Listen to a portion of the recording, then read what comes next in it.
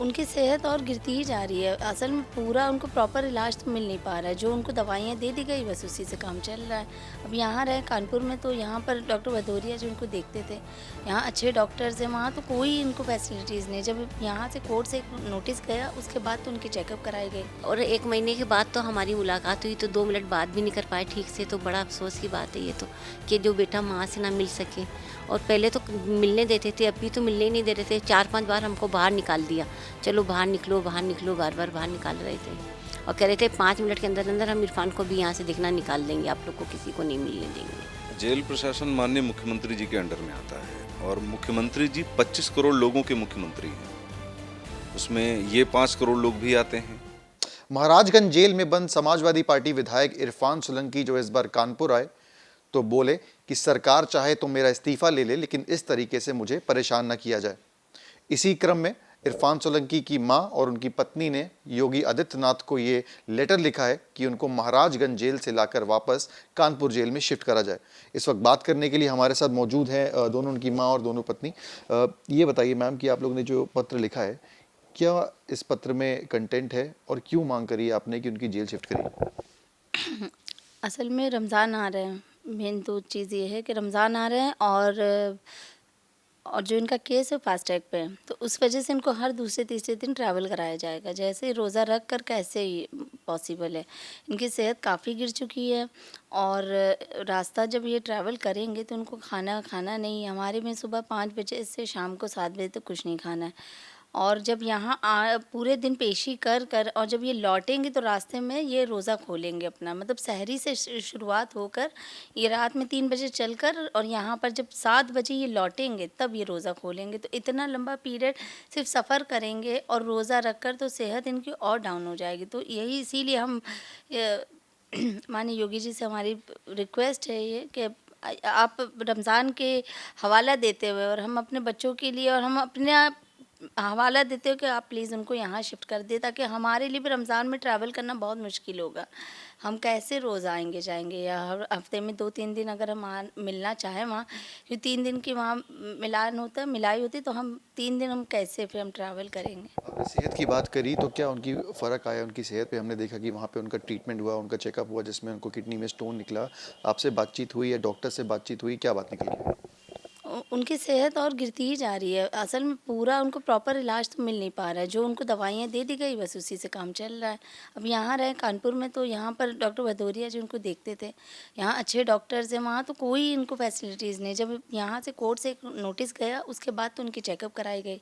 तो बस ये है कि बस एक खाना पूर्ति हो गई और उसके बाद वो चीज़ें वहीं रुक गई है। लगता है कि प्रॉपर इलाज उनका वहाँ पे महाराजगंज जेल में नहीं हो पा रहा ना, ना, बिल्कुल नहीं। बिल्कुल प्रॉपर इलाज नहीं हो पा रहा है और कोशिश की वो होती है तो वो टाल देते हैं 2-3 दिन पे, 4 दिन में, पर मतलब बहुत वहाँ सुनवाई नहीं है। है। इस बार इरफान आए तो उन्होंने बहुत मुखर होकर मीडिया से बात करते हुए, पुलिस वालों पे चिल्लाते हुए कहा कि सरकार चाहे तो हमारा इस्तीफा ले ले, लेकिन इस तरीके से मेरे परिवार को और मुझे परेशान ना किया जाए। आपसे भी बातचीत होती है, अपनी राय रखते हैं इस पे, क्या कहते हैं?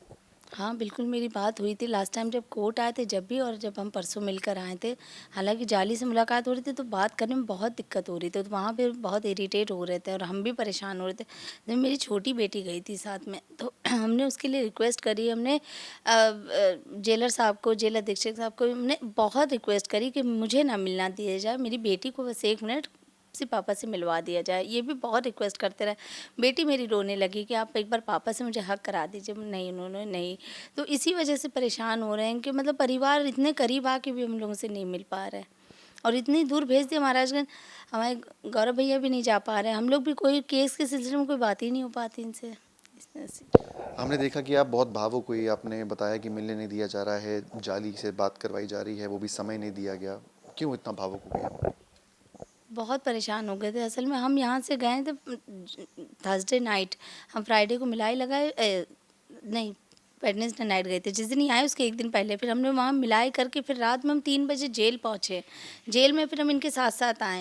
मतलब ट्रैवल हमने भी इतना लंबा करा, कम से कम 30 घंटे जगते रहे और फिर हमने सोचा कि हम शायद कोर्ट में हमारी मुलाकात हो जाएगी। यहाँ पर भी मतलब पुलिस इतना जल्दबाज़ी मतलब परिवार से मिलने ही नहीं दिया गया, तो हम इसीलिए टूट गए थे बहुत ज़्यादा। इरफान की माँ भी हमारे साथ हैं। माता जी ये बताइए कि इस बार आए इरफान तो काफ़ी धक्का मुक्की उनकी पहले भी होती रही है, इस बार धक्का मुक्की से बहुत परेशान दिखे, आपने भी देखा वो।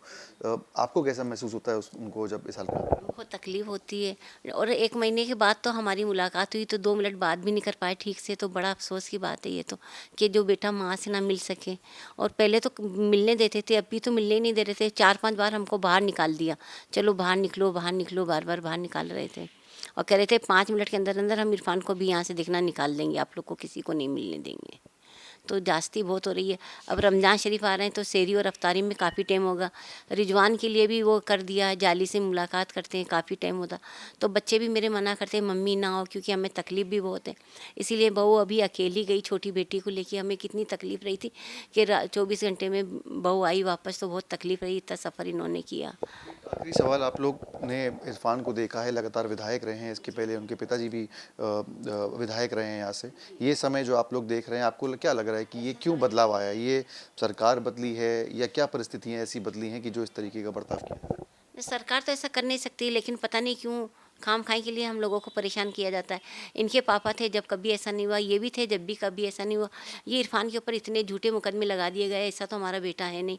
कभी आज तक कि हमारे परिवार में बाकी लोगों पे किसी पे कुछ नहीं है, तो खाम-खाई के लिए मेरे बच्चों को ऐसे झूठे मुकदमे लगाकर उनको फँसा दिया गया और उनको बेल भी नहीं होने दे रहे हैं, बार-बार उनको रिजेक्ट कर दे रहे हैं।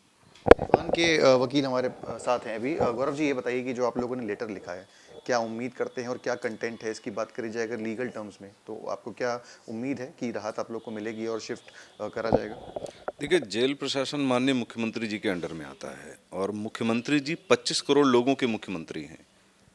उसमें ये 5 करोड़ लोग भी आते हैं जो हैं, और जो उनकी तबीयत है, जो रमज़ान का आ रहा है सिनेरियो, तो जब जेल प्रशासन उनके अंडर में है तो वो ही इस चीज़ को कर सकते हैं।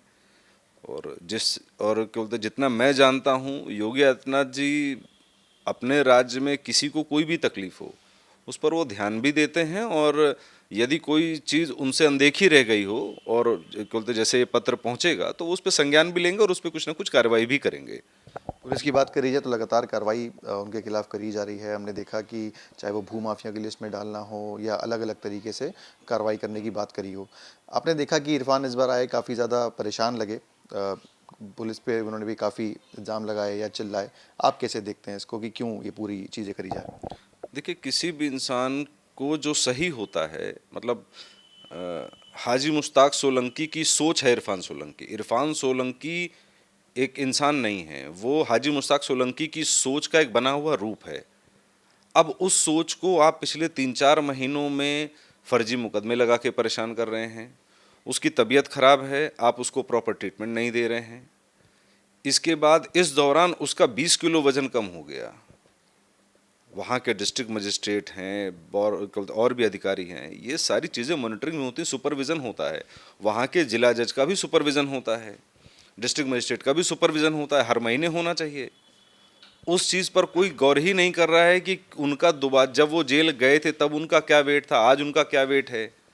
भाई, न्यायपालिका तय करेगी कि वो इंसान दोषी है या निर्दोष है, या जो दोषी होंगे उनको सज़ा मिलेगी, वो न्यायपालिका तय करेगी। लेकिन तब तक के लिए जो मूलभूत सुविधाएं हैं, जो मानवीय मूल्य हैं, उनको भी दरकिनार करके यदि अगर जेल प्रशासन काम करेगा तो इस तरीके से तो नहीं हो सकता।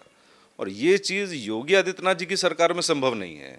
तो कहीं ना कहीं ये एक अनदेखा पहलू है जो मुख्यमंत्री जी ने नहीं देखा है, तो उस पहलू को मैं उनके सामने रख रहा हूँ।